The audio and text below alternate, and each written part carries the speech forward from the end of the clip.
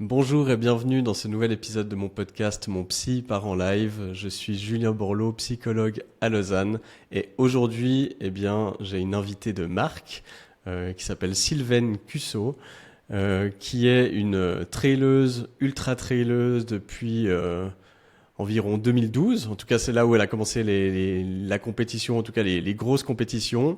Ça fait depuis ses 6 ans qu'elle court, donc il y a pas mal de kilomètres dans les jambes. Et puis, c'est une personne quand même vachement importante dans le milieu du trail. Et en plus, j'ai une audience très féminine, donc ça me tenait à cœur d'accueillir aussi une femme qui fait ce genre de sport, parce qu'on a tendance à souvent mettre beaucoup d'accent et de visibilité sur les hommes. Donc, ça me fait hyper plaisir, Sylvaine, de t'accueillir ici. Merci Et Julien. merci, avec grand plaisir. Et puis, aujourd'hui, on va aller sur les aspects mentaux, physiques, sur la vie de sportive aussi. Et je trouve intéressant parce que du peu que je te connais à travers les podcasts que j'ai entendus, tu as une approche justement assez dans le lâcher prise et assez relax, j'ai l'impression. Et ça m'a beaucoup plu.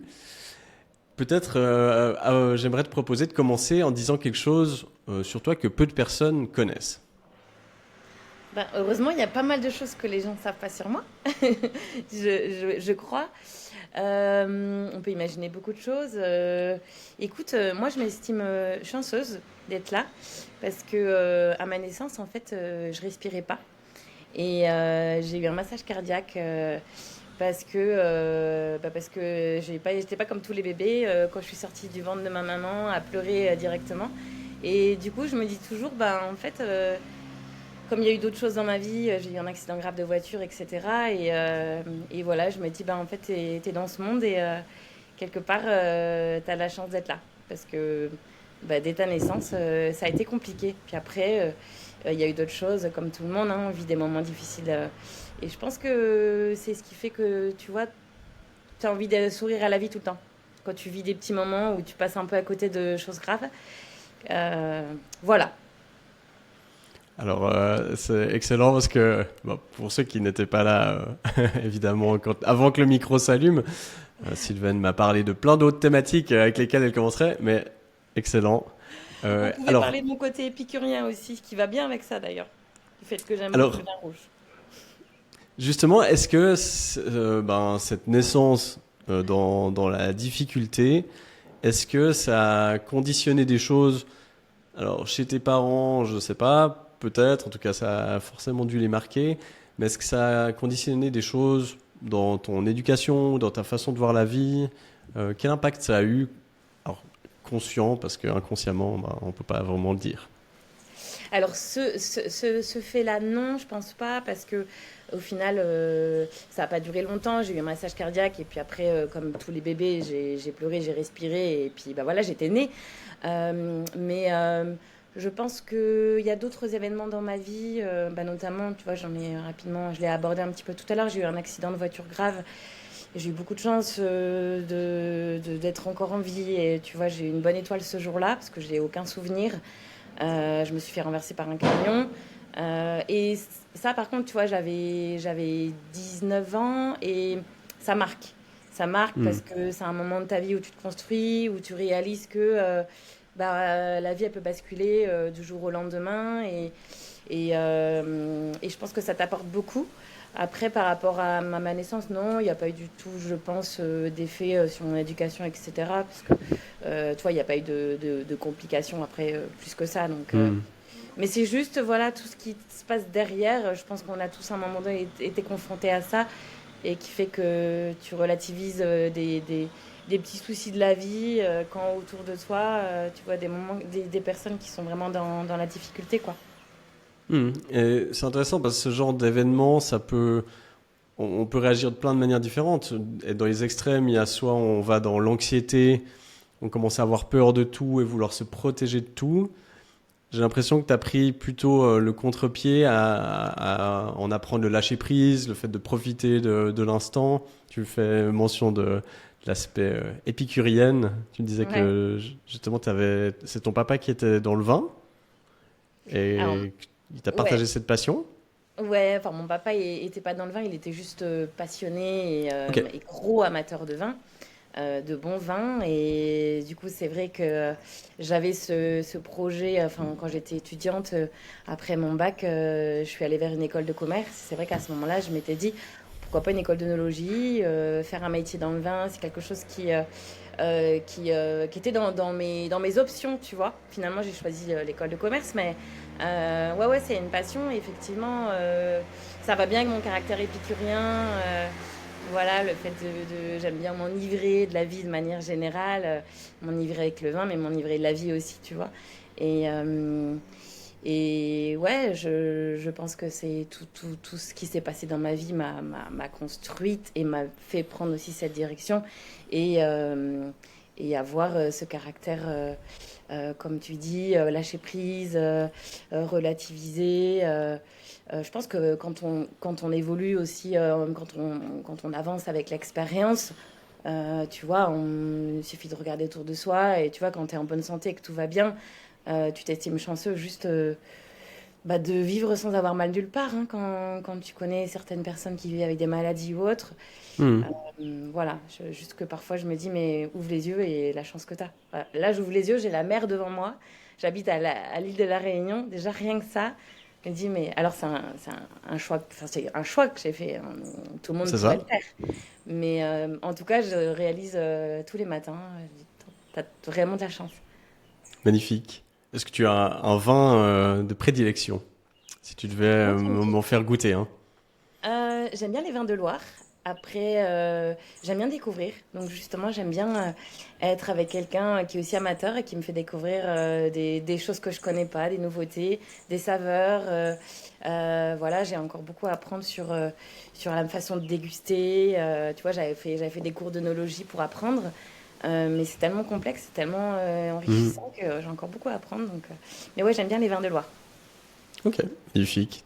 Ben, si tu viens une fois dans ma région, moi j'habite au bord du lac Léman à Lausanne. C'est voilà, il y a que du vin sur 60 km à ma droite, 60 km à gauche. Donc voilà, si t'as jamais eu l'occasion de venir, tu seras la Très bien, bienvenue pour déguster.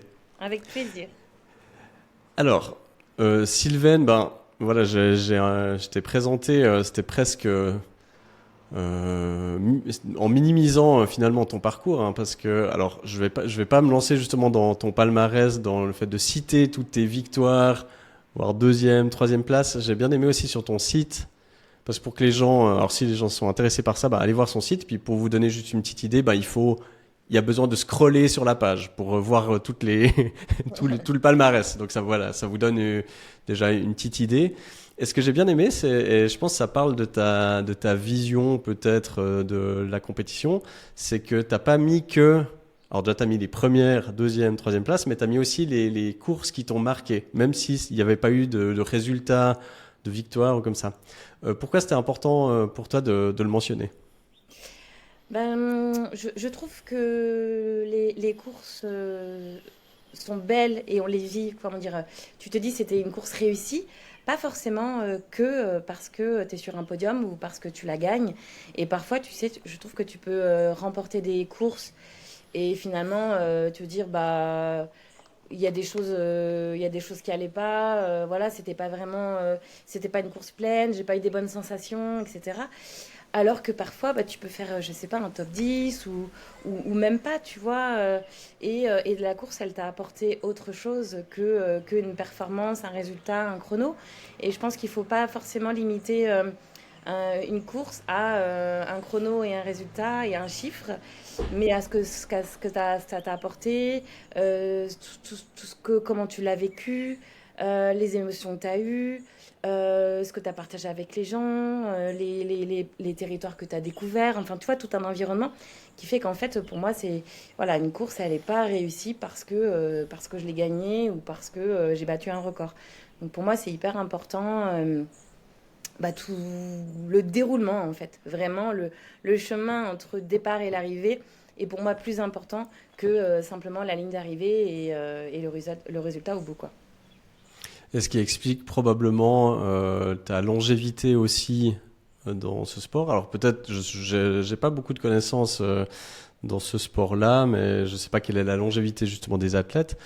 Mais en tout cas, moi alors je travaille sur ces notions-là avec des personnes tout venant, mais je travaille aussi avec de la préparation mentale avec des athlètes de haut niveau. Et c'est le premier truc sur lequel je vais toujours, c'est de se focaliser sur le processus et pas le résultat. Et c'est exactement ce que tu expliques, parce que le résultat, en fait, on peut des fois gagner et être déçu, ne pas gagner et être satisfait. Et, et le résultat est souvent pas en notre contrôle. Donc si on s'attache beaucoup à ça, on va pas durer aussi longtemps que tu le fais par exemple, parce que ce qui est en notre contrôle, c'est notre processus et on peut être fier de ce processus, de notre entraînement, de s'être donné à fond, etc. Donc je trouve cool que tu parles de ça. Puis ça m'amène à la préparation mentale. Alors, tu m'as dit que tu ne faisais pas de préparation mentale. Non. En tout cas, pas de manière formelle avec un psychologue du sport ou comme ça. Est-ce que tu as d'autres manières de te préparer mentalement ou de te mettre en condition? Ouais. Alors, finalement, ça se fait assez naturellement, à mon sens, parce que déjà, j'estime que quand tu es préparé physiquement, tu es serein. Et le fait d'être préparé physiquement, ben, t'as pas de regrets, tu te dis que tu as fait tout ce qu'il fallait pour être au top le jour J et que bah, normalement, quand ton corps est prêt, ta tête, elle l'est aussi, quoi. Parce que juste le fait d'être serein, parce que après, tu vois, je prends l'exemple de t'arrives avec une blessure au départ d'une course, et ben tu vas être stressé, tu vas dire tu sais pas comment ça va se passer, il va y avoir beaucoup d'inconnus, beaucoup de doutes qui vont s'installer. Et voilà, déjà pour moi, la préparation physique influe beaucoup sur le fait que tu vas être serein au départ, et déjà ça joue beaucoup. Ensuite, je relativise beaucoup les choses, c'est-à-dire que je me dis que faut pas oublier que ça reste que du sport, ça reste que une course, que un jeu, qu'on n'est pas là pour jouer nos vies et que en fait, bah, si ça réussit pas, c'est pas grave. Moi, je dis toujours qu'il y a deux choses de graves dans la vie, la mort et la maladie. Tout le reste, c'est pas grave. Donc, tu vois, je me dis toujours que, bah, en fait, dans 3 mois, cette course-là, je l'aurais oubliée. Je serais passée à autre chose. Et que oui, j'ai envie de faire du mieux possible aujourd'hui. Mais en fait, si ça se passe pas bien, je dis, n'oublie pas que c'est pas grave. Tu vois, c'est pas grave. Et ça, je le garde toujours bien en tête. Je pense Hmm. que ça m'aide aussi voilà, pour prendre des parts de course plus sereines. Et puis après, sur des courses d'ultra trail, tu sais, tu as le temps. C'est pas comme un 100 mètres ou un 400 mètres haie où t'as pas le droit à l'erreur au final parce que la demi-seconde, elle est hyper importante. Mhm. Le moindre truc que tu vas mal faire avant, je sais pas, le lacet, tu vas mal te préparer et ça aura une influence. Alors que sur l'ultra trail, au final, tu as le temps. Tu as le temps de voir venir les choses, tu as plus le droit à l'erreur, dans le sens où tu n'es pas à la seconde près. Donc je pense que ça nous permet, nous aussi, de prendre l'effort un peu plus, avec plus de recul, un peu plus tranquillement, et je pense d'être un peu plus serein à l'épreuve, même si aujourd'hui, ben, ça va très très vite, et on voit sur des courses comme la Diagonale des Fous que j'ai fait il y a 10 jours, les chronos sont tellement impressionnants que tu te dis que refaire un lacet, déjà, ça Mhm. fait perdre du temps. Mais voilà, enfin moi, à mon niveau, tu vois, je me dis, ok, c'est cool. Si le début de course se passe pas bien, tu as encore le temps de te refaire la cerise. Et tu vois, il y a beaucoup de choses qui font que bah, on est moins dans la précipitation que certains sports où on se dit tout peut basculer à la moindre erreur, quoi. Hmm. Alors c'est clair, c'est d'autres enjeux. Je trouve intéressant parce que alors c'est de la préparation mentale, hein, le fait de se dire ok, je suis rigoureuse dans ma préparation physique, je sais que j'ai fait tout. Alors peut-être t'as pas fait tout, hein, tu fais pas de préparation mentale, donc peut-être qu'il y a un Peut-être, potentiel peut-être. encore Vaut mieux à pas que je le débloquer. sache, justement. Mais en tout cas, dans ta préparation, comme tu l'as fait actuellement, tu dis voilà, j'ai suivi mon plan. Ce plan, il a été décidé sur des critères précis d'entraînement, etc. Je l'ai suivi. Donc, en gros, c'est pas la veille de l'abattoir qu'on engraisse le cochon, quoi. Et C'est donc, ça, c'est une belle expression, je la connaissais pas. ah, c'est vrai? Une expression Ok. suisse. Ouais, je sais pas, alors peut-être. Euh, et en gros, c'est ça. Et ça, c'est un point hyper important parce que, en fait, c'est ça. Le travail, il est déjà fait. Puis là, il y a plus qu'à, entre guillemets, dérouler. Oui, c'est ça. Maintenant, Tu parlais voilà, dans un 400 mètres, on est sur un truc de perfection quelque part. C'est quoi le challenge mental dans le trail ou l'ultra trail où justement tu as ce moyen de se récupérer, mais c'est quoi les points peut-être plus spécifiques et qui peuvent être plus difficiles à gérer? Bah, il y en a plein et moi je trouve que c'est ça qui est hyper intéressant et moi c'est ça qui me plaît dans ce sport. C'est tout ce qui est gestion de ton alimentation. C'est crucial hein, en ultra trail. Si tu n'as plus d'énergie, enfin si tu ne t'alimentes pas, tu n'as plus d'énergie. Si tu n'as plus d'énergie, tu n'avances pas. Donc il y a des choses qui passent, d'autres qui passent pas. À certains moments de la course, quand il fait chaud, quand il fait froid, tu vois, il y a toute une stratégie alimentaire à mettre en place qui est hyper intéressante, qui va parfois fonctionner sur une course et parfois pas sur une autre. Donc tu vois, faut comprendre, faut chercher un peu son corps et comprendre un peu ce qui nous va, ce qui nous va pas. Bah, il y a la gestion du terrain aussi, gérer, tu as une grande montée, est-ce que je la marche, est-ce que je la cours? Est-ce que dans une grande descente, il vaut mieux que j'aille vite ou est-ce qu'il vaut mieux que je sois un peu sur la retenue parce que sinon je vais me casser des fibres au niveau des quadris et derrière je risque de le payer. Donc tu vois, sur la longue distance, tu as toute une stratégie, pas Mhm. partir trop vite, à partir de quand j'accélère, faut pas tout donner dès le départ non plus. Donc moi j'aime bien aussi cette gestion de l'effort en fait sur la longue durée. Et puis, tu as aussi la gestion de l'équipement, puisque courir avec des bonnes chaussures, avec des bons crampons adaptés au terrain que tu vas pratiquer, c'est super important. Avoir une bonne frontale quand tu cours la nuit, la frontale c'est tes yeux, donc si tu choisis mal ton équipement, ça peut vraiment te polluer la course, voire même te la faire, te faire que tu vas devoir abandonner, tu vois. Donc en fait, il y a tout plein de choses en fait qui font que tu peux te dire, bah, je peux m'améliorer sur des petits trucs comme ça. Et voilà, c'est ça qui est hyper différent on parlait du 400 mètres et ou du 100 mètres, où voilà, pour le coup, c'est un peu le plus rapide qui gagne, alors qu'en ultra trail, finalement, c'est pas le plus rapide qui gagne. Et, Mhm. et c'est bien aussi de dire que bah, chacun a sa chance parce que même si t'es pas rapide, tu vas pouvoir jouer sur d'autres choses. Et plus tu te connais, plus tu as de l'expérience, plus tu sais comment te gérer, plus tu sais quoi travailler. Voilà, tu connais bien tes défauts. À l'inverse, tu peux aussi capitaliser sur tes points forts. Donc, moi, je trouve que toutes ces problématiques-là sont super intéressantes en ultra trail. Et c'est des choses que tu prépares typiquement. Est-ce que je marche la montée? Quand est-ce que je mange quoi? Ça, tu le prévois à l'avance. Tu as ton tracé et tu sais, enfin, tu as décidé. Puis après, tu ajustes un tout petit peu sur le moment. Ou c'est au feeling. Enfin, comment tu le fais? Alors, ouais, tu as des grandes lignes, en fait. Hein, tu essaies de faire un plan de route, ce qu'on appelle un plan de route, parce qu'en général, sur des longues courses, comme je prends la Diagonale des Fous, tu as des assistances au ravitaillement, des gens qui sont là pour t'apporter ce que tu as l'habitude de manger, éventuellement d'autres chaussures pour changer tes chaussures, tes chaussettes et tout. Donc, bah, pour l'assistance, tu es bien obligé d'avoir à peu près un plan de route et puis d'apporter tes produits. Comme ça, tu vois, tu recharges en glucides avec ta boisson, des choses comme ça. Après, il y a ce que tu prépares en théorie et il y a la pratique.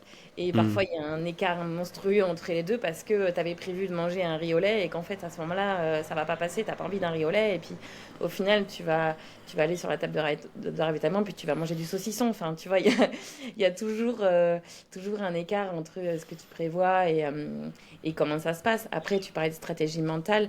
Je pense que déjà, rien que de préparer, d'avoir un plan de route, c'est important pour ta tête et c'est important encore pour te dire bah voilà je suis serein ça va je prévois que ça se passe comme ça et en fait il faut aussi je pense se préparer au fait que ça ne se passe pas comme ça et ça aussi c'est dans la prépa mentale je Hmm. pense de se dire ok il faut pas que ça m'angoisse je vais avoir des imprévus vraiment dans l'ultra trail il y a plein d'imprévus et le problème c'est quand tu es pas préparé à l'imprévu ça peut te mettre dans un état de stress qui va pas être bon Hmm. et ça, on en connaît plein des imprévus. Je sais pas, la météo qui switch. D'un seul coup, il se met à pleuvoir, il se met à grêler. T'étais pas, tu t'y attendais pas, tu te mets à avoir froid. Si t'as pas une veste dans ton sac, de quoi te couvrir, c'est compliqué. Donc, tu vois, la gestion de l'imprévu, Hmm. euh, ça se met en place aussi, je pense, naturellement avec l'expérience parce que le fait d'avoir vécu parfois des choses difficiles, comme te prendre un orage en pleine montagne, fait que t'as pas envie de le revivre et que du coup tu le prépares avant et tu te dis ok, bon cette fois je vais pas me faire avoir, je vais mettre un pantalon, deux couches, deux vestes, tu vois. Moi je me suis déjà vue prendre deux vestes en me disant ben probablement il va pleuvoir, elle va être mouillée, j'en aurai une deuxième pour changer parce que j'aurai pas d'assistance, tu vois. Mhm. Donc tout ça ouais, c'est des choses que je pense que plus tu avances dans l'expérience et mieux tu le gères, quoi. Et ça, je trouve hyper intéressant parce que souvent, dans la prépa mentale, les demandes, c'est j'ai envie d'avoir confiance en moi, un peu comme un sentiment un petit peu abstrait, alors que très souvent, bah, c'est une question de concentration, de planification, parce que justement, ta confiance dans le fait que tu es capable de faire cette course, c'est que tu as confiance dans le plan que tu avais fait avant d'entraînement que tu as suivi, tu as confiance dans ton matériel, tu as confiance dans le tracé, tu as prévu, et ça c'est hyper important en effet, c'est que en fait, l'imprévu est déjà planifié, ça veut dire quand ça va arriver, ça sera pas oh mon Dieu, puis alors du coup ça remet tout en question, c'est ah tiens, voilà l'imprévu que j'attendais qui arrive. Et Mm. donc tout ça, finalement, après la confiance en soi, ce n'est que le résultat de toute cette planification. Donc ça, c'est hyper intéressant. Et puis dans tous les autres sports, ben, ça va être l'analyse vidéo, peut-être dans des sports collectifs. Donc intéressant. Je t'ai entendu dire, je sais plus quel était le podcast, mais tu disais que tout le monde en est capable. Parce que juste pour que les gens se rendent compte, hein, de plus en plus ça devient populaire, le trail et l'ultra trail, mais là j'ai pris juste tes premières places. Il y a du 50 km, 62, 80, 55, 80, 42, 30 et demi, 50, 120. Les dénivelés positifs, on est entre du 1000 et du 7300. Donc c'est juste surhumain, en tout cas de mon appréciation. Est-ce que toi, tu t'es toujours dit, j'en suis capable, puis on y va, puis tu as une progression comme ça, ou est-ce que tu as dû casser certaines croyances sur le chemin? Alors, ouais, non, non, c'est une bonne question. Et c'est pour ça qu'aujourd'hui, je dis tout le monde en est capable. C'est que moi, quand j'ai commencé sur la courte distance. Comme je conseille d'ailleurs à tout le monde hein, de respecter une certaine progressivité. On ne peut pas commencer, pour moi, tout de suite sur de l'ultra trail. Et adapter son corps avec des petites distances, c'est important au départ. Donc, tu vois, moi, j'ai commencé par des petites distances. Et parfois, j'allais voir des copains ouais, assister du monde sur des ultras. Et je me disais, mais ils sont complètement tarés. Comment on peut faire 100 bornes comment le corps, comment le... Non, pour moi, ça me paraissait surhumain. Et ça me paraissait, pour moi, impossible. Mais par contre, tu vois, cet impossible m'a attiré. Et souvent, c'est l'inconnu qui attire, l'inconnu est excitant parce que tu te challenges, parce que tu te dis, ok, si les autres ils le font, c'est que moi je suis aussi capable de le faire. Donc tu Mhm. vois, du coup, tu essayes.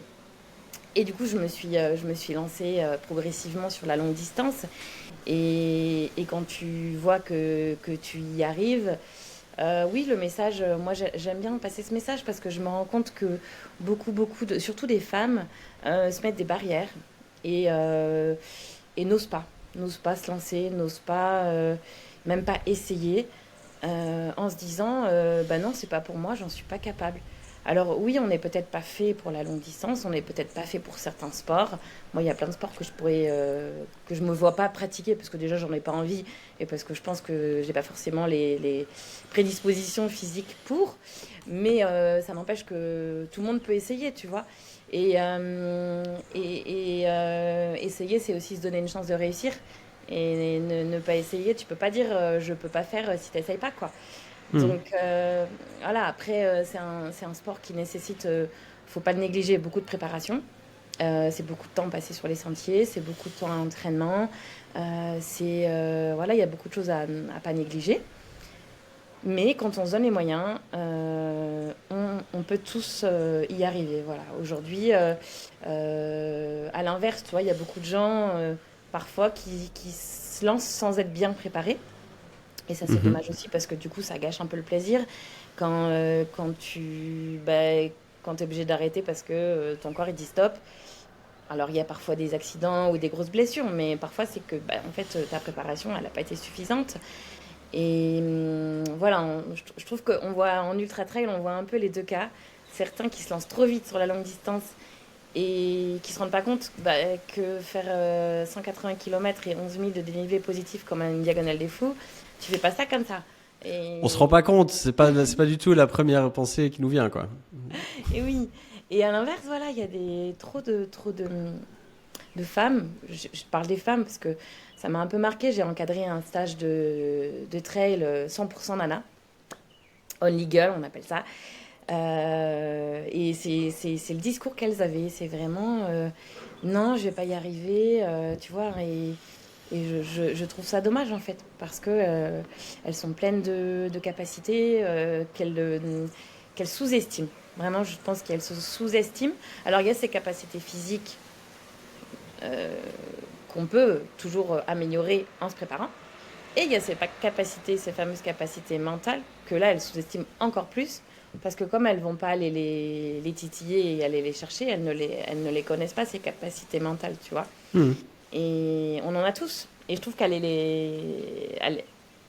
justement, se mettre dans des épreuves comme ça pour aller les développer et réaliser qu'on a ces capacités, c'est super intéressant. Alors, c'est hyper intéressant au niveau justement de l'éducation. Alors, on peut aller voir toutes les origines qu'on veut, mais encore a priori dans notre société, en tout cas dans celle moi dans laquelle j'ai grandi, oui, les femmes sont moins poussées à se dépasser, à aller au bout. On va plus les ménager. Donc il y a plein de choses dans l'éducation qui vont pas pousser à ça. Et qui induisent aussi un biais justement de manque de confiance. J'ai vu des interviews sur, en gros ils interviewent des hommes et des femmes en leur disant est-ce que vous pensez que vous seriez capable de faire atterrir un avion, des gens qui n'ont jamais piloté, hein. La plupart des hommes vont dire oui, je pense que j'y arrive, ce qui est absolument faux, hein. Et puis les femmes sont beaucoup plus, pour le coup, réalistes. Et c'est intéressant par rapport à la croyance j'en suis pas capable. En réalité, alors oui, on n'est pas capable forcément. Il y a pas tout le monde qui est capable d'aller dans le top du top. Par contre, la vraie raison, c'est pas j'en suis pas capable, c'est j'ai pas essayé ou j'ai pas mis ce qui est nécessaire comme effort pour me permettre d'y arriver. Ou bien j'en suis pas capable aujourd'hui. Et alors, il y a plein de raisons qui poussent des gens à se lancer dans le sport de haut niveau ou dans des choses assez extrêmes. Toi, c'est quoi si t'es OK d'en parler évidemment, hein, mais c'est quoi la raison profonde qui t'a poussé ou qui continue à te pousser là-dedans? Est-ce que c'est juste la découverte de jusqu'où tu peux aller ou il y a d'autres raisons? Alors déjà, moi, le sport et justement courir, puisque c'est mon activité. Aujourd'hui, moi je cours depuis, on me disait tout à l'heure, depuis que je suis toute petite, depuis mes 6-7 ans. Aujourd'hui, c'est un équilibre de vie, c'est une façon de vivre en fait. C'est ancré dans ma façon... si j'ai pas ma petite activité physique dans la journée, il va me manquer quelque chose, tu vois. C'est vraiment un besoin que j'ai pour me sentir bien. Vraiment, c'est quand j'ai pas ça, je me sens, j'ai pas eu ma bouffée d'oxygène, j'ai pas eu c'est mon truc qui me vide, c'est mon truc qui fait que je me sens bien. Donc, tu vois, c'est presque vital en fait pour moi. Donc, le sport et courir, je prends pas ça comme un défi personnel en fait. Après, les défis personnels, ça va être effectivement de me lancer dans des épreuves d'ultra comme la Diagonale des Fous, le Marathon des Sables, l'Ultra Trail du Mont Blanc, enfin voilà des courses que j'ai eu la chance de faire et de terminer. Ça c'est plus... j'en parlais dans un post que j'ai fait dernièrement sur Instagram, mais je pense qu'on a tous besoin de faire un peu de l'extraordinaire, c'est-à-dire de faire des choses qui sortent de l'ordinaire. Ça nous fait du bien à l'ego, ça nous fait du bien à la confiance en soi. Je pense qu'on a tous besoin de se challenger, tous besoin de mettre du piment dans nos vies, de faire des choses en fait, sortir un peu de cette route tout tracée qui est nos vies qu'on s'est construites. Et pour moi, se lancer dans des épreuves, se challenger, ça fait partie un peu de l'extraordinaire en fait, parce qu'on fait quand même des choses qui sont pas très humaines, entre guillemets. C'est un peu surhumain, c'est-à-dire que je vais faire 180 km avec mes petites jambes et je vais traverser l'île de la Réunion du sud au nord. Mais voilà, on le fait parce que je pense que ça nous fait du bien à nous. Et puis oui, il y a une part d'aller vers de l'extraordinaire. Et après, il y a aussi, moi, à titre perso, tout ce que ça m'apporte, tout ce que je vis en fait pendant ces longues traversées, justement d'aller puiser dans ces ressources que tu maîtrises pas et que tu insoupçonnées, ces fameuses ressources mentales. Et quand tu as appris à aller un peu fouiller là-dedans, bah, tu t'en sers dans la vie de tous les jours en fait, et pas que dans le Hmm. sport. Et je trouve que c'est hyper intéressant aussi de transposer ce que tu vis dans le sport, dans ta vie de manière générale, ta vie professionnelle, ta vie personnelle, les différentes épreuves que tu rencontres.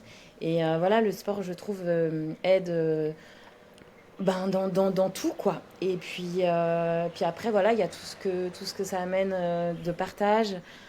Partage au niveau social, partage au niveau aventure. Enfin, moi, grâce à ce sport, j'ai découvert des terrains de jeu incroyables.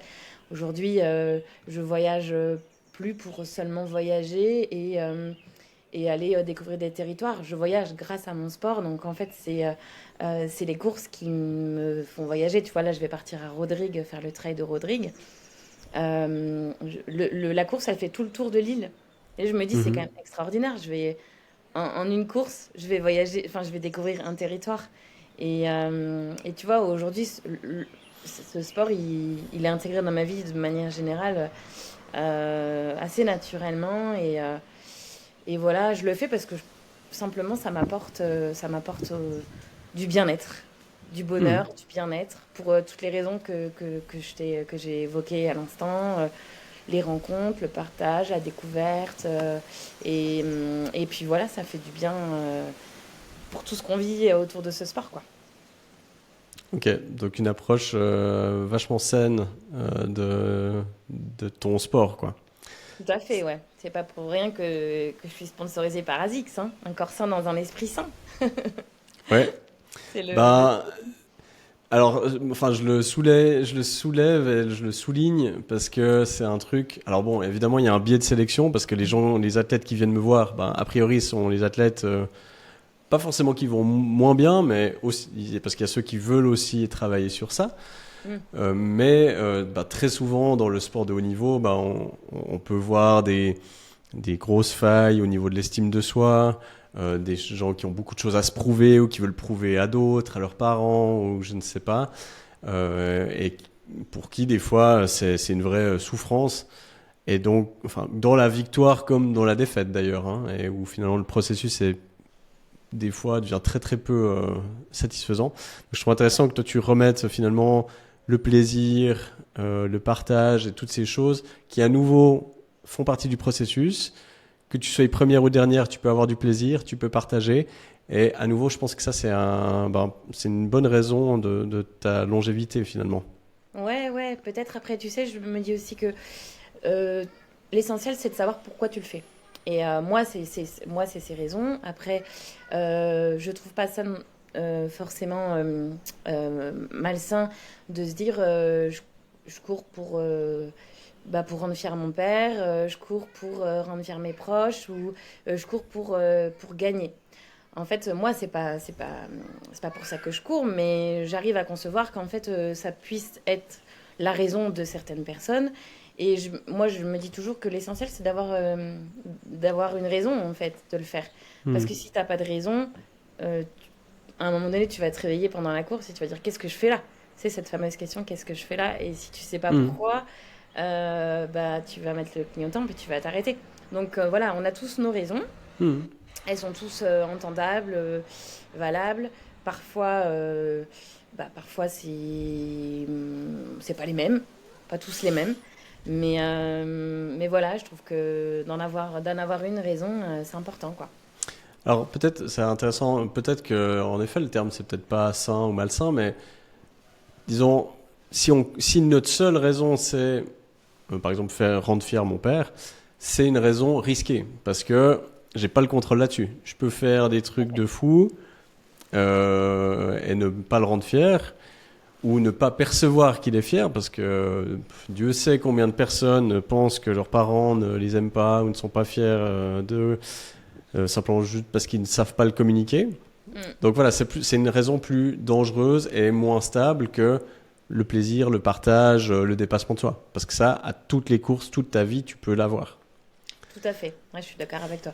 C'est vrai que c'est une raison qui va t'amener à te dépasser, mais derrière, il peut y avoir une déception, frustration, parce que t'as pas l'attente que tu espérais. Mais ça va quand Mm. même t'aider à aller au bout de ton objectif, malgré tout. Parce que tu as quand même cette attente. Et Alors que... après, l'autre risque, c'est que si tu atteins le top, ben, si tu ne peux faire que moins bien, et donc tu ne peux que décevoir. Donc après, c'est là où certaines de nos raisons, finalement, on se tend des croche-pattes tout seul. Ouais. Il y a un truc sur lequel je voulais te reprendre, Sylvain. Alors, tu vas me dire, parce que, à nouveau, dans mes petites recherches, je t'entendais dire, oui, moi je suis quelqu'un de très safe, tant que je me mets pas en danger, ça va, etc. J'aime pas quand ça devient dangereux comme ça. Et puis, alors, ça, peut-être que c'est complètement de l'intox, parce que j'ai fait ma préparation, et puis généralement, ce que je fais à la fin de mes préparations d'interview, c'est que je demande à ChatGPT si il a des infos que, je sais pas, j'aurais pas eu, comme ça. Et il m'a sorti que tu avais couru une partie de la Diagonale des Fous, selon lui 80 km, avec une fracture tibia-péronée. Ouais. Alors, est-ce que c'est vrai? Et explique-moi, parce qu'il y a du coup un léger décalage avec la vision que je me faisais de toi. Ouais. Alors, c'était ma première Diagonale des Fous, effectivement, en 2021. J'étais arrivée sur l'île en début d'année, puis c'était vraiment une course qui me faisait à la fois rêver et à la fois très peur. Parce que je sais pas si tu connais La Réunion et cette course, elle fait justement 180 km et 11 000 mètres de dénivelé positif. Tu traverses tous les cirques, Mafat, Sillaos, Salazie, tu pars du Saint-Pierre, tu vas jusqu'à Saint-Denis. Bon bref, quand on connaît La Réunion, on sait que voilà, c'est une course qui est très technique. T'as pas le bâton, enfin voilà, tu passes du froid au chaud, la fournaise dans Mafat, le froid au volcan, bref. Et donc en 2021, c'était ma première participation. J'étais bien préparée, donc première partie de course est très très bien passée, si bien que je passe en tête de la course à Sillaos, au kilomètre 70. Je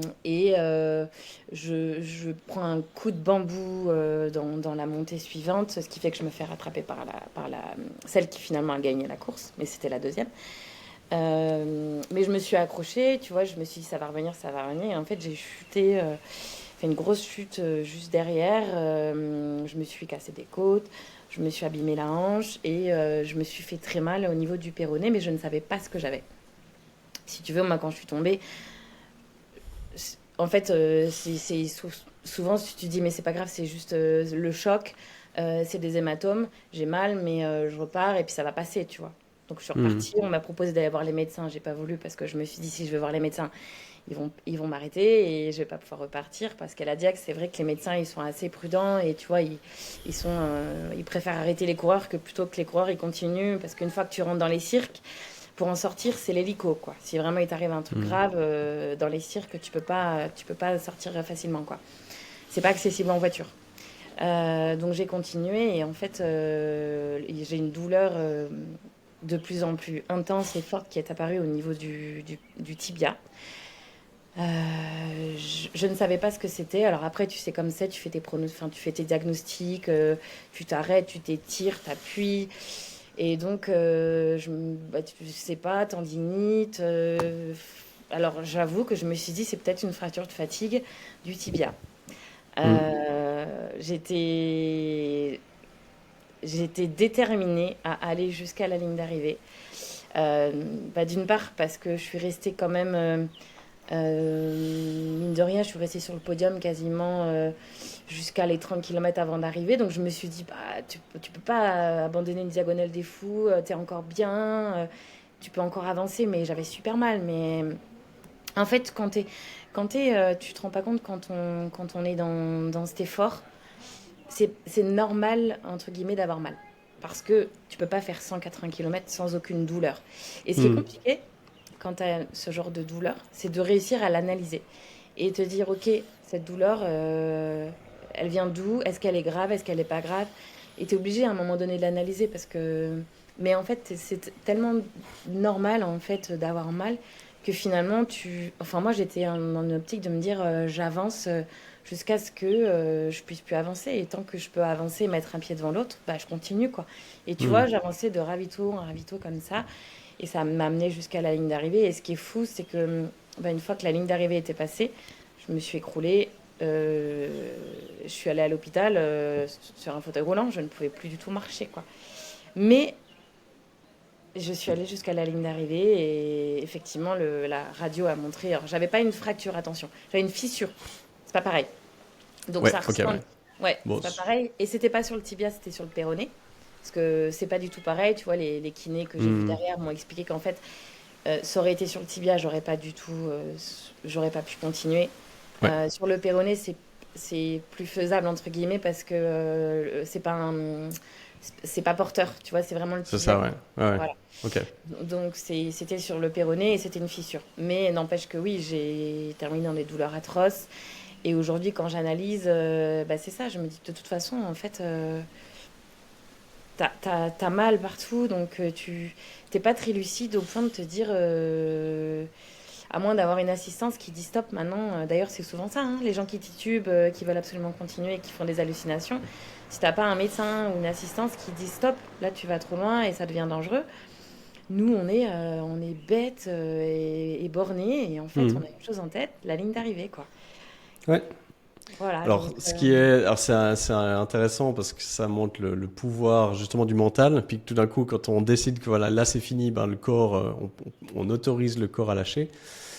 Alors ben là, bon, tu t'en es bien sorti dans le sens où ben ça n'a pas ruiné ta carrière, non. mais ce genre de décision un peu justement plus d'ego, ça peut coûter cher des fois.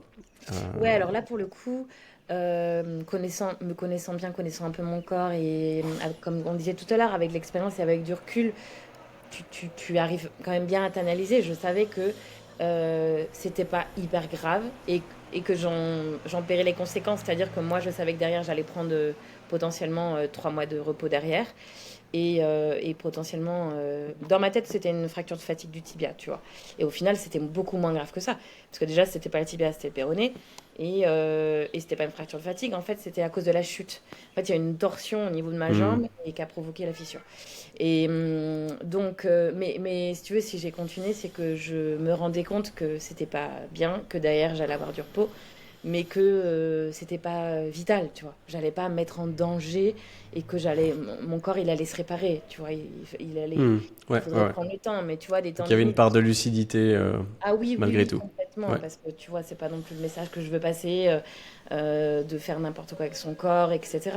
Parce qu'après, à l'inverse, euh, dans des pays comme La Réunion, il fait très chaud et quand tu t'écoutes pas, tu peux faire des hyperthermies très graves.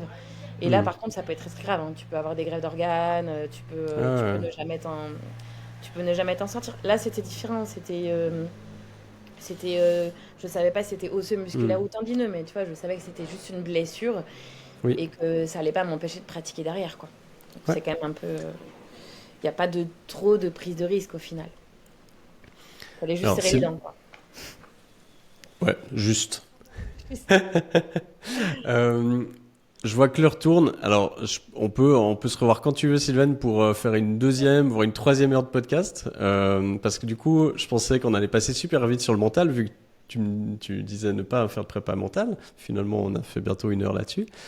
Euh, Avant, du coup, qu'on termine, pour que je respecte notre timing, je veux revenir sur un truc que tu as dit avant et qui est hyper important pour moi parce que ben, maintenant le trail, l'ultra trail devient de plus en plus populaire. Il y a de plus en plus de personnes un peu tout venant qui se lancent dans des courses comme ça Et je trouve que on est dans un truc où on commence à banaliser.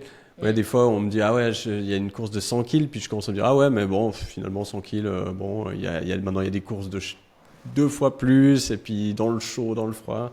Enfin, bref.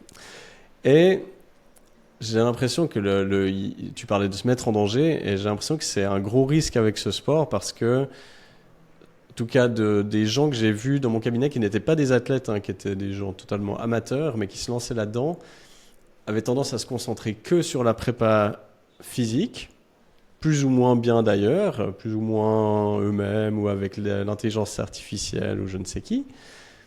Et du coup, par rapport au sommeil, alors ce qui est des fois difficile quand on n'est pas pro, c'est que on a un boulot à côté, donc on mange des heures où on peut, mais où le sommeil ça ne suffisait pas, la nourriture, enfin ouais, là, au niveau nutrition ça n'allait pas du tout, c'était pas du tout suffisant, notamment d'ailleurs chez des femmes qui ont peut-être été éduqués et qui ont eu l'habitude de se dire ah mais je mange une salade à midi et puis ça me suffit, puis qui ensuite se lancent dans des trucs ultra exigeants comme ça et qui finissaient complètement épuisés à la fin de ce parcours, quoi. Alors j'aimerais que tu nous dises un peu à quoi ça ressemble typiquement toi au niveau récupération, parce que alors, l'entraînement c'est une chose, mais au niveau récup, au niveau de ton sommeil, au niveau de ta nutrition, par exemple, combien de calories tu consommes dans une journée, juste pour donner un peu une petite idée aux personnes, hommes ou femmes qui nous écoutent, de ce que ça demande en fait. Ok. Alors moi déjà, il faut savoir que je suis pas très exemplaire sur le sujet. Ok. Je prends pas très soin de moi, donc moi, je suis pas trop massage. Je vois jamais de kiné. Je fais pas trop tout ce qui est cryo. Alors, j'ai tenté d'aller voir. Il y avait un centre de cryo à La Réunion là qui m'a proposé ses services. J'y suis allée 3 fois et en fait, je déteste le froid. Je supporte pas, donc j'ai arrêté. C'était un supplice pour moi de me mettre dans la cabine et en fait, j'avais l'impression d'être crispée et qu'il y avait plus d'effets négatifs que positifs. Du coup, tellement j'appréhendais en fait ce moment-là. Donc, je n'y allais plus. J'ai des bottes de presso, mais je les utilise jamais. J'ai été accompagnée par Compex pendant des années et puis au final, j'utilisais même pas les produits de manière, tu vois, optimale. Donc, je suis pas très, très exemplaire. Je suis pas quelqu'un qui dort énormément et je dors très mal parce que je cogite beaucoup. Tu vois, dans mon cerveau, ça fait blablabla. Et du coup, il m'arrive de me réveiller la nuit et me dire ah mais il faut que je fasse ça et si je le fais pas, je vais pas me rendormir. Enfin, tu vois. Donc, mais c'est vrai que j'ai conscience que oui, je le sens bien récupéré quand déjà tu arrives à faire des bonnes nuits, notamment par une course comme la Diag où tu fais 2 nuits blanches, tu dors pas pendant 2 nuits. Derrière, c'est catastrophique au niveau du corps, au niveau hormonal et tout et tout. Et tu vois, il y a des petits symptômes, les petits boutons qui apparaissent. Enfin, tu vois, le corps, il réagit, c'est normal. Donc, faire des bonnes nuits, c'est hyper important. Donc, moi, je suis pas exemplaire parce que je me couche pas très tôt. Mais par contre, j'ai la chance de pouvoir décaler le matin parce que je travaille de la maison. Donc ça, c'est la chance que j'ai, c'est que je peux me lever à 8h. À 8h15, je suis sur l'ordi, tu vois. Hmm. J'ai quand même, c'est quand même une chance pour moi de pouvoir m'organiser comme ça. Après, pour moi, bien récupérer, c'est aussi faire autre chose, tu vois. Aussi, tu t'es préparé 6 mois pour une épreuve et que l'épreuve, elle a été intense et difficile, c'est aussi à un moment donné faire des choses que t'aimes autre que ça. Donc, je sais pas, aller à la plage. Je dis la plage parce que je suis à La Réunion et qu'ici, c'est facile. Tu fais 30 minutes, tu fais un quart d'heure de voiture et t'es à la plage. C'est ça qui est chouette ici, c'est que tu peux faire mer-montagne en très peu de Hmm. temps. Mais, mais je sais pas, de la lecture, tu vois, autre chose qui fait que le fameux lâcher prise, tu vois, te dire, Hmm. ça fait du bien de penser aussi à autre chose. Et je suis aussi assez convaincue que la réparation passe par le mouvement. Donc moi, je suis contre le repos total. Mais vraiment, tu vois, après la course, là, j'ai chuté, donc j'avais une douleur au genou qui était essentiellement un hématome, un œdème en fait, qui faisait des adhérences et qui me faisait très mal. Et du coup, on a tendance, on a mal au genou, de se dire, je fais repos total. Et en fait, j'ai repris très vite par du vélo. Et puis dès que j'ai senti que ça allait mieux, j'ai repris aussi, j'ai couru, je sais pas, peut-être 5-6 jours après la course. Et en fait, plus je faisais de l'activité physique, tranquille, hein, tranquille, mais Hmm. juste mettre mon corps en mouvement, et plus je sentais que mon corps il se réparait. Et moi, je Hmm. suis vraiment intimement persuadée qu'en fait, il faut arrêter de dire j'ai mal, je fais plus rien. Alors, Hmm. il faut adapter, c'est-à-dire que il faut, si tu as mal au genou, ben, faut pas faire des descentes, faut aller faire du vélo. Mais par contre, je suis convaincue qu'au niveau cellulaire, etc., le protocole, il fait que ton corps, il se régénère et il se répare plus vite. Donc, la récupération, pour moi, elle passe pas par le repos total, en tout cas, ça c'est sûr. Mais voilà, c'est trouver des sports portés et puis surtout fonctionner beaucoup à l'envie. Et tu sais, quand tu as un plan d'entraînement, que tu prépares une course difficile et que tu y vas alors que tu n'as pas envie et que tu te dis oh là là, il faut que j'aille faire ça. Bon, c'est déjà très contraignant, mais bon, je comprends que des gens se l'infligent parce que tu as un objectif et puis il faut se fixer. Hmm. Mais du coup, quand tu es en récup comme ça, je pense que c'est important de se dire bah en fait, j'ai pas envie, j'y vais pas. Et souvent, quand la tête a envie, c'est que le corps a envie. Et moi, je dis toujours aux gens, prends le temps et le moment où tu auras envie de retourner, c'est que ton corps, il aura récupéré. Parce que c'est souvent la tête qui guide le corps. Et moi, je reprends beaucoup. Souvent, c'est tu reprends quand après un ultra. Bon, moi, je reprends quand j'ai envie et je me pose pas de questions. Et à un moment donné, quand j'ai envie d'aller chausser les baskets, et ben, souvent, c'est que tu as plus mal nulle part et que tu as récupéré. Et voilà, quand tu es très fatigué, tu pas envie de faire du sport. Donc, l'envie, pour moi, elle guide beaucoup la reprise. Et puis voilà, après, on a tous nos petits protocoles en dehors du basique, c'est-à-dire bien manger, bien dormir, faire d'autres activités qui te font du bien, aller boire un petit verre de vin au bord de la plage, et puis continuer à rester en mouvement. Au dehors de ça, il y a plein de petits trucs que tu peux rajouter, comme c'était tout à l'heure, la cryothérapie.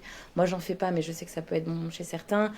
Aller te faire masser chez le kiné, faire de la presso avec des bottes, tu vois, des petites astuces comme ça, et à chacun de s'adapter. Mais déjà, respecter les basiques, c'est hyper important, quoi. Bien dormir Ok. et bien manger, manger équilibré. C'est vrai que faut se faire plaisir après une course comme ça, parce que Et puis manger assez surtout. ouais, ça c'est vrai. Alors tu demandais les calories. Alors moi, je suis pas quelqu'un Ouais, qui alors, je suis pas non plus pour compter les calories, mais parce que ça donne un ordre d'idée de ouais. combien de repas tu fais, tu vois. Ah bah alors déjà, je saute pas un repas. Pour moi, c'est hyper important de respecter 3 ou 4 repas. Des fois, j'ai pas besoin du goûter parce que moi, je mange le déjeuner, je mange assez tard. Mais dans sauter un repas, je fais jamais ça. J'aime pas faire ça. Et quand je le fais, c'est vraiment que j'ai pas le choix. Mais je trouve que je comprends pas les gens qui mangent pas le matin, par exemple. Le matin, moi, je me lève. C'est même pas une question que je me pose. Est-ce que j'ai faim? C'est que tous les matins, je me prépare un petit déj avec des œufs, du fromage blanc, des fruits. Et je me pose pas la question, j'ai faim ou j'ai pas faim, tu vois. Le petit Hmm. déjeuner, pour moi, il est super, il est primordial. Voilà, je fais basiquement mes 3 ou 4 repas si j'ai besoin d'une collation. Après, je compte pas, je me dis que si je suis rassasiée, voilà, après, je pense que vu ce qu'on dépense en calories quand on fait de l'ultra, moi j'avais entendu, lu des articles comme quoi c'était compliqué de manger autant de calories que ce que tu en dépenses Hmm. quand tu fais de l'ultra, quoi. À un Bien moment sûr. donné, tu peux plus, quoi. Enfin, Ouais, bah ça devient du gavage ouais. absolu, ouais. C'est Et ouais, clair, hein, ouais. je sais pas combien tu dépenses, mais j'ai entendu des chiffres d'athlètes qui font de l'endurance et ouais, ils prennent du 7500 calories. Donc pour donner, je sais pas, un homme, on va dire normal, c'est environ 2500. Donc c'est Mm. du 7500, voire plus au niveau calories. Donc ouais, c'est clair que ça peut vite devenir, tu fais que ça. Puis surtout, ben, comment tu fais pour t'entraîner à de l'endurance quand tu te fais des gros repas, tu es en digestion, aller courir 30 kills derrière, c'est peut-être un peu compliqué. Donc ça, C'est c'est la ça, ouais. difficulté de ton sport aussi. Ouais, c'est ça. Puis souvent, il y a une transition. C'est-à-dire, quand tu rentres d'une grande sortie, t'as pas tout de suite faim. C'est En ça, temps ouais. ici, il fait très chaud ici. Et du coup, c'est vrai que la chaleur fait que aussi, tu as tendance à te tourner vers des choses un peu légères, comme des salades, comme des fruits, qui sont pas très caloriques. Et du coup, qui Hmm, sont pas très énergétiques. Mais en hmm. vrai, tu as vraiment juste envie, de quand il fait chaud, de te faire une grosse salade avec plein de trucs frais, quoi. Donc, Ouais. c'est vrai que je compte pas, mais j'ai l'impression, en tout cas, tu vois, déjà, je perds pas de poids, je suis vraiment stable à ce niveau-là. Et après, il faut aussi se baser sur, tu vois, j'ai la chance de pas trop me blesser. Quelqu'un qui se blesse souvent, je pense qu'il y a peut-être des questions à Hmm. se poser aussi, analyser Complètement, ouais. qui se blesse, est-ce qu'il n'y a pas un déséquilibre au niveau alimentaire? Euh, Hmm. mais non, à ce niveau-là, Tu vois, je me restreins dans rien. Je me fais plaisir quand j'ai envie, mais naturellement, tu vois, je mange équilibré, tu vois. Je vais plutôt me tourner vers de la viande blanche plutôt que la viande rouge. Mhm. J'ai aucune intolérance, donc tu vois, je suis pas sans gluten, je peux manger des Ouais, yaourts. tu manges de tout. Ouais, c'est ça, c'est ça. Pour moi, la Ok. clé, c'est vraiment manger équilibré et pas ce qui est pas bon, c'est les abus, quoi. Ouais. Et puis alors, on va gentiment finir, mais avant qu'on termine, je voulais quand même le mentionner, puis du coup te poser une question par rapport à ça. On est les deux partenaires de la marque de compléments NutriPure. C'est C'est vrai. un des sponsors du podcast, puis c'est surtout grâce à eux que j'ai réussi à avoir accès à toi. Euh, donc, est-ce que toi, tu as des produits de chez eux que tu utilises en particulier? Si oui, lesquels? Ouais. Beaucoup, bah, la boisson endurance. La Ouais. boisson ultra endurance que j'adore. D'ailleurs, j'ai eu la chance de développer la boisson avec eux.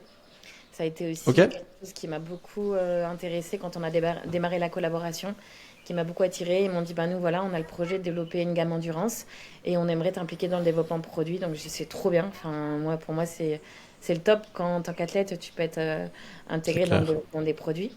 Donc, la boisson endurance, ben, sur toutes mes courses, moi, je tourne à la boisson parce que ça me permet de lisser ma glycémie puis d'avoir un apport continu de glucides. Ce qui fait que quand Hmm. tu n'arrives pas trop à t'alimenter parce que ça passe plus, et ben, tu as quand même cet apport par la boisson en fait. Donc la Hmm. boisson, je la trouve trop bien. Elle est hyper digeste. Elle est pas trop sucrée. Donc tu vois, ça passe bien au goût aussi. Et puis là, dernièrement, normalement, enfin, habituellement, je tournais pas trop au gel. Et là, sur la Diagonale des Fous, j'ai vraiment utilisé leur gel et je le trouve trop bien. Il est pas trop liquide, il est pas trop. Enfin, tu vois, il y a le bon dosage au niveau de la consistance. Hmm. Ce qui fait que tu as quand même l'impression de manger quelque chose parce que c'est un peu pâteux. Ouais. Moi, j'aime pas les gels trop liquides. Je trouve que c'est écœurant et tout. Là, pour le coup, il est vraiment bien. C'est vraiment mes deux petits produits chouchous que j'utilise au quotidien dans ma pratique. Après, ils ont des compléments. Moi, j'adore moi qui dors pas très bien, le pur sommeil à base de Ok. mélatonine et tout. Je me fais des cures de temps en temps quand j'ai vraiment besoin de récupérer. Et je sens que j'ai un sommeil vraiment réparateur et je trouve ça intéressant. Et puis le multivitaminé. Pareil, tu vois, je fais des prises de sang pour faire des points, tu vois, à peu près une par an. Comme ça, ce qui m'a permis de voir si tu es en carence ou pas. Et Hmm. quand je vois que soit j'ai des taux un peu bas, bah, je fais des petites cures de multivitaminé. C'est intéressant. Donc voilà, après, je ne suis pas trop à trop me gaver de compléments alimentaires. Je pense qu'il faut mieux le Hmm. faire par cure. Et il faut être vigilant parce que des fois, les gens ont tendance à en prendre sans en avoir besoin. Et là, pour le Hmm. coup, l'effet, c'est néfaste, quoi. Enfin, faut surtout pas Hmm. prendre des compléments si on n'en a pas besoin parce que ton corps, il va y avoir un effet inverse, quoi. Ça va être Hmm. contre-productif au final. Ouais, oui, puis alors il y a surtout aussi, et ça c'est, alors je crois pas que c'est ton cas, mais c'est aussi des fois dans des athlètes que je peux suivre où l'alimentation c'est une catastrophe, puis alors par contre ils prennent tous les compléments au monde en se disant voilà ça va, c'est ça qu'il faut. Bah non, il faut revenir au sens du mot complément, c'est en complément d'une alimentation qui est déjà bien quoi. Tout à fait. Alors voilà, intermède promo terminé. Pour les gens qui veulent commander des produits NutriPure, on a des codes promo chez eux. Alors, on pourra mettre le tien aussi si tu veux, si les gens veulent sponsoriser Sylvain ou s'ils veulent me sponsoriser moi. On fera une compétition, des statistiques de ce qu'on... Passez par Ouais, moi. c'est ça. Donc je mettrai ça dans la bio du podcast. Après, c'est bien Et mentionné que c'est pas un code, mais c'est au niveau de la création du compte, il me semble. On doit c'est ça, rentrer c'est nos... quand on crée, ouais, c'est ça, c'est quand on crée un nouveau compte, il y a 10% avec le code promo. C'est ça. Euh, Dernière question, qu'est-ce que je peux te souhaiter pour la suite? Bah écoute, moi juste de continuer à me régaler dans ma pratique et de pas me blesser. Moi, il y aurait rien de pire de vivre un truc qui me mette à l'arrêt. Comme je disais tout à l'heure, le mouvement est trop important pour me sentir bien.